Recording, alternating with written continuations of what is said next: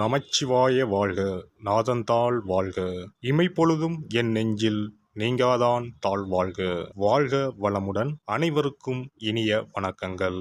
நிகழும் மங்களகரமான விசுவாசு ஆண்டு பங்குனி மாதம் 18ஆம் நாள் புதன்கிழமை அன்று சதுர்தசி திதியில் உத்திரம் நட்சத்திரத்தில் விருத்தி நாமயோகத்தில் வணிசை கரணத்தில் அமிர்தயோகம் கூடிய நன்னாளில் இந்த மகத்தான ஏப்ரல் மாதம் பிறக்கிறது. 2026ஆம் ஆண்டின் 4வது மாதமான ஏப்ரல் மாதம் மிகவும் முக்கியத்துவம் வாய்ந்த மாதமாகும். இந்த மாதம் பல கிரக பெயர்ச்சிகள், சேர்க்கைகள், நட்சத்திர மாற்றங்கள் நிகழ இருக்கிறது. ஏப்ரல் மாதத்தின் முதல் வாரத்தில் செவ்வாய் பகவான் மீனராசிக்கு பெயர்ச்சியாகிறார். சூரியன், செவ்வாய் மற்றும் சனி ஆகிய கிரகங்கள் இணைந்து மங்களாதித்ய யோகம், திரிகிரக யோகம் உள்ளிட்ட யோகங்கள் உருவாக இருக்கிறது. அதே போல சுக்கிர பகவான் ஏப்ரல் மாத தொடக்கத்தில் மேசராசியில் பெயர்ச்சியடைகிறார். மாத இறுதியில் ரிஷபராசிக்குள் பிரவேசமாகிறார். புதன் பகவான் ஏப்ரல் 11ஆம் தேதி மீனராசிக்குள் நுழைந்து சதுர்கிரக யோகத்தை உருவாக்குகிறார்.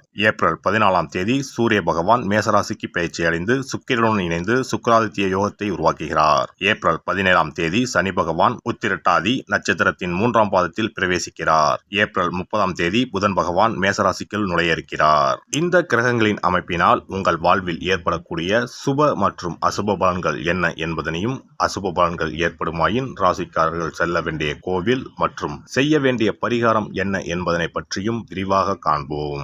பிறக்கப் போகும் இம்மாதத்தில் உங்கள் வாழ்வில் வளமும் நலமும் செல்வ செழிப்பும் பெற்று வாழ்வின் உயரிய நிலையை அடைய எல்லாம் வல்ல எம்பெருமானை வேண்டி விரும்பி கேட்டுக்கொள்கிறேன். துலாம் ராசி அன்பர்களே, இந்த மாதம் புதிய ஆடை ஆபரணங்கள் சேரும். விருந்து விசேஷங்களில் கலந்து கொள்ளும் வாய்ப்புகள் உண்டாகும். கணவன் மனைவிக்கு இடையே அன்யோன்யம் அதிகரிக்கும். வெளிவட்டாரத்தில் மதிப்பு மரியாதை கூடும். அரசாங்க விவகாரங்கள் சற்று இழுபறிக்கு பின்னர் முடியும். தாய்மாமன் வகையில் எதிர்பார்த்த காரியம் அனுகூலமாக முடியும். வாழ்க்கை துணை மூலம் எதிர்பாராத பொருள் வரவுக்கு வாய்ப்புண்டு. பழைய வாகனத்தை மாற்றி புதிய வாகனம் வாங்குவீர்கள். மறைமுக எதிரிகளால் ஏற்பட்ட தொல்லைகள் விலகும். உறவினர்கள் வருகையால் வீட்டில் மகிழ்ச்சி நிலவும். ஆனால் உடல் நலனில் கூடுதல் கவனம் செலுத்துவது மிகவும் அவசியம். தாயுடன் கருத்து வேறுபாடு ஏற்படும் என்பதால் பொறுமையை கடைபிடிப்பது அவசியம். தாயாரை அனுசரித்து செல்வது நல்லது. குடும்பத்தில் சில பிரச்சனைகள் ஏற்பட்டு மன அமைதியை கெடுக்கும். கூடுமானவரை குடும்பத்தினரை அனுசரித்து செல்வது நல்லது.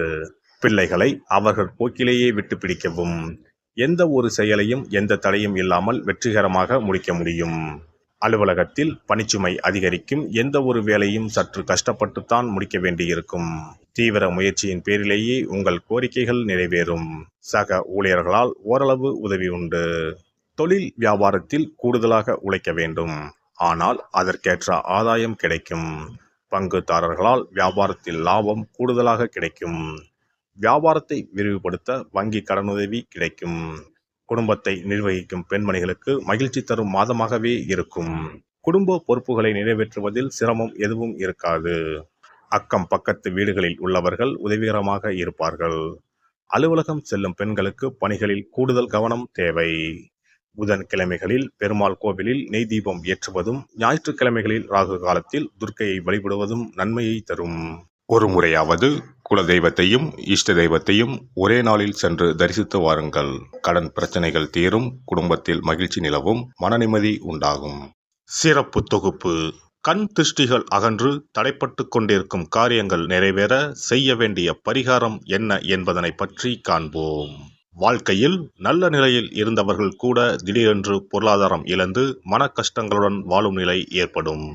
இந்த நிலை எதனால் ஏற்பட்டது என்று ஆராய்ந்து பார்த்தால் பெரும்பாலும் அவர்களின் மீதான கண் திருஷ்டிதான் காரணமாக இருக்கும்.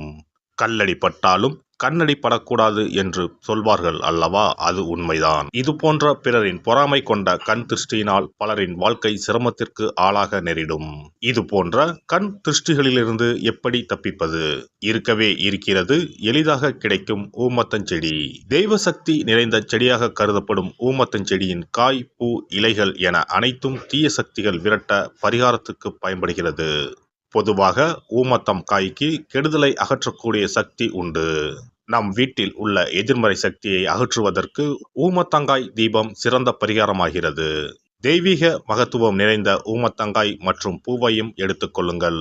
வீட்டுக்கு அருகில் இல்லை என்றால் நாட்டு மருந்து கடைகளில் கிடைக்கும். இந்த 2 பொருட்களையும் மஞ்சள் தண்ணீரை கொண்டு நன்றாக கழுவி விடுங்கள்.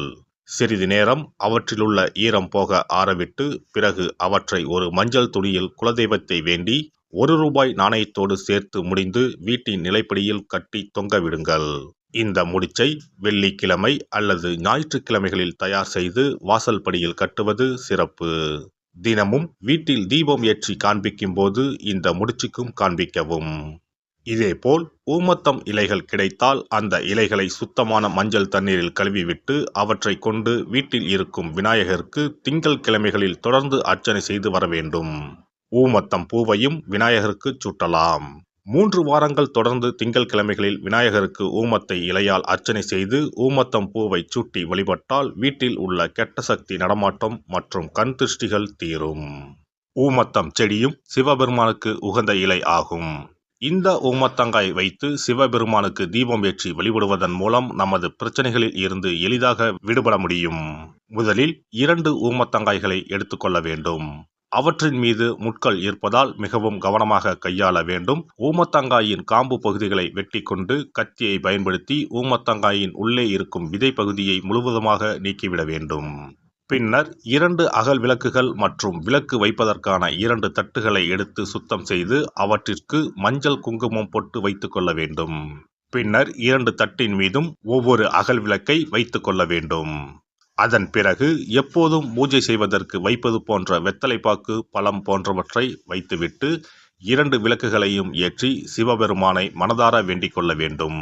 எனக்கு இருக்கும் பிரச்சனைகள் அனைத்தும் தீர்ந்து இன்பமான வாழ்க்கை கிடைக்க வேண்டும் என வேண்டிக் கொள்ள வேண்டும். இந்த பூஜையை வெள்ளிக்கிழமை அன்று தொடங்கினால் தொடர்ந்து 9 வெள்ளிக்கிழமைகள் செய்ய வேண்டும். ஊமத்தங்காயின் மீது எவ்வாறு முட்கள் இருக்கிறதோ அதுபோல நமது வாழ்க்கையில் இருக்கும் முட்கள் போன்ற பிரச்சனைகளை அவை தீர்த்து வைக்கின்றன. இந்த பூஜையை நாம் தொடர்ந்து செய்து வருவதால் நம் மீது இருக்கும் கண் திருஷ்டிகள் அகன்றுவிடும். தீராத துயரங்கள் தீர்ந்துவிடும். பணம், நகை நம்மிடம் பெருகி வரும். சிலருக்கு கையில் சுத்தமாக பணம் இருக்காது. வறுமை தாண்டவமாடும். கடன் தொல்லையால் கஷ்டப்படுவார்கள். பண பிரச்சனையில் சிக்கி கொண்டிருப்பவர்கள் இந்த தீபத்தை ஏற்றினால் 3 வாரங்களில் நல்ல பலனை பெற முடியும். தொழிலில் நல்ல முன்னேற்றம் இருக்கும். கடன் பிரச்சனைகள் தீரும். உறவினர்களிடையே பகைமை இருந்தால் அவையும் மறைந்துவிடும். நோய்வாய் உள்ளவர்கள் இந்த தீபத்தை ஏற்றுவதன் மூலம் நல்ல பலனை பெற முடியும். பொதுவாகவே எந்த பரிகாரம் என்றாலும் அதை முழு நம்பிக்கையுடன் செய்தால் மட்டுமே முழு பலன் கிடைக்கும் என்பதை நினைவில் கொள்ளுங்கள்.